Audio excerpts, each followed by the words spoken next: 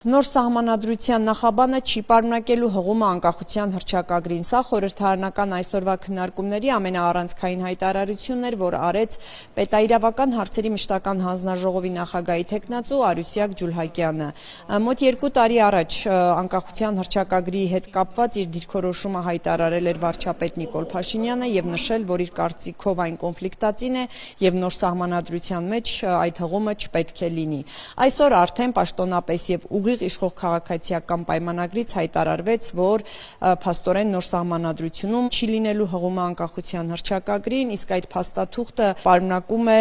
Հայաստանի եւ Լեռնային Ղարաբաղի միավորման մասին դրույթ, որը նաեւ Բաքուն է պահանջում, որ հեռացվի Հայաստանի սահմանադրությունից։ Արդյոք հանվել է սահմանադրության տեքստից անկախության հռչակագրին հղումը։ Որևէ բան սահմանադրության տեքստից չի հանվել, որովհետև մենք գրում ենք նոր սահմանադրություն։ Ոչ թե մենք վերցրել ենք սահմանադրությունը եւ մեջից ինչ որ բաներ ենք ջնջել, ինչ որ բաներ ավելացրել, այլ վերցրել ենք դատարկ թուղթ եւ վրան սկսել ենք գրել նոր սահմանադրության տեքստ։ Արդյոք այն նախաբանը, որը ենթադրվում է, որ պետք է լինի նախագծում, իր մեջ պարունակում է հղում անկախության հռչակագրին, ոչ եւ չպետք է պարունակեր։ Եվ այդտեղ Ալիևը որևէ կապ չունի։ Այն, որ նոր սահմանադրության տեքստից անկախության հռչակագրին հղումը հեռացվում է Բաքվի պահանջով, ընդդիմության համոզմունքն է։ Աննա Գրիգորյանը, Հայաստան խմբակցության ղեկավարը, այս մասին կրկին այսօր հայտարարեց եւ պնդեց, որ իրենք որևէ կերպ չեն կարող նոր սահմանադրության տեքստին կողմ լինել, հաշվի առնելով հենց այս հանգամանքը, իսկ Բաքուն տևական ժամանակ է հրապարակային հայտարարում է, որ նախաստորագրված խաղաղության պայմանագիրը կստորագրի միայն այն դեպքում, երբ Հայաստանի սահմանադրությունից հեռացվի անկախության հռչակագրին հղումը։ Նրանց գնահատմամբ սա տարածքային նկրտումներ է պարունակում Ադրբեջանի նկատմամբ։ Այստեղ նստած մարդիկ ասում են, մենք կողմ չենք քվեարկելու, ոչ թե նախ որովհետև այո, ապագայի մասին մեր պատկերացումները, պետության մասին մեր պատկերացումները հարությունն աստիճան տարբերվող են եւ չեն կարող հատվել որևէ կետում, բայց մենք լիազորված չենք կողմ քվեարկել այն սահմանադրությանը, որ մենք կարծում ենք Ալիևնա պատահել վստահենք, որ այդպես է։ Ավելի վաղ նման հայտարարություն արել էր նաեւ ուժեղ Հայաստանից Նարեկ Կարապետյանը, կրկին պնդելով, որ որևէ պարագայում այս հարցում իշխանությանը իրենք չեն կարող աջակցել։ Եթե դուք համաձայնեք ադրբեջանական այդ պայմանին եւ վերացնեք անկախության հռչակագիրը, որի մի փորձը կատարվեց 24 թվականին Հայաստանի եւ Ադրբեջանի սահմանային հանձնաժողովների կանոնակարգի վավերացման գործընթացում, ինչ Ադրբեջանին չգոհացրեց, ասաց ոչ, չեք խափի դուք մեզ։ Եվ ինչ պիտի արվեր, ինչը արվելու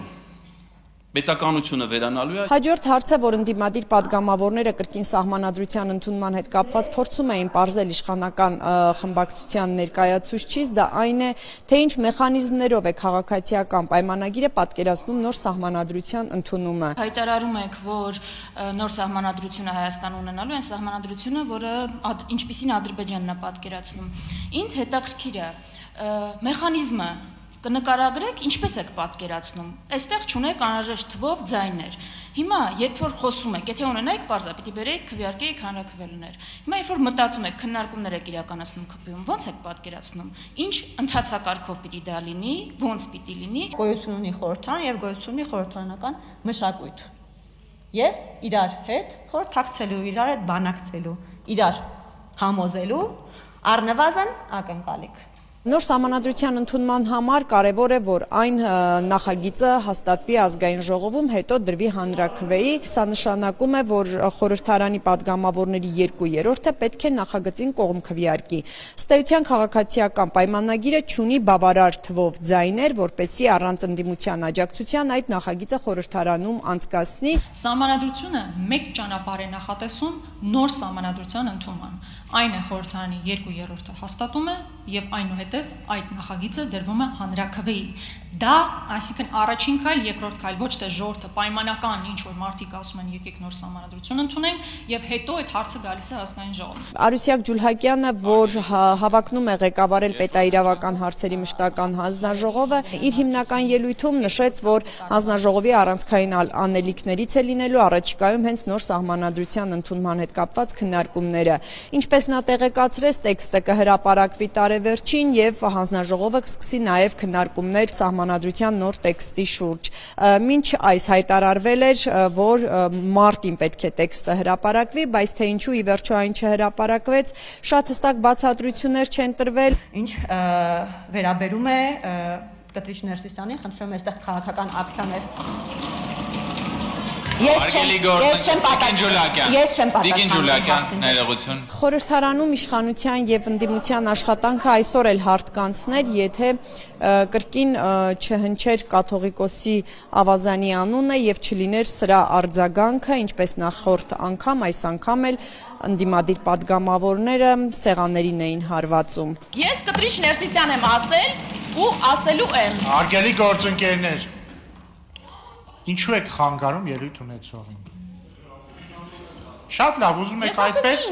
մի վարքան, ուզում եք այդպես, կլինի այդպես, ոչ մի պրոբլեմ։ Շարունակեք Տիկին Հակոբյան։ Երկրորդ օրն է, բայց խորհրդարանում դեռ քննարկվել է ընդամենը 2 թեկնածություն, Պաշտպանության հանձնաժողովի նախագահի պաշտոնի համար առաջադրված Վիլեն Գաբրելյանի թեկնածությունը, այսօր քննարկվում էր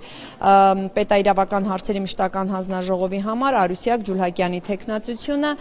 քննարկումները վաղը կշարունակվեն, իսկ ընդհանուր առմամբ քվեարկությունը տեղի կունենա բոլոր հանձնաժողովների թեկնածուներին քննարկելուց հետո փակ գաղտնի ձևաչափով։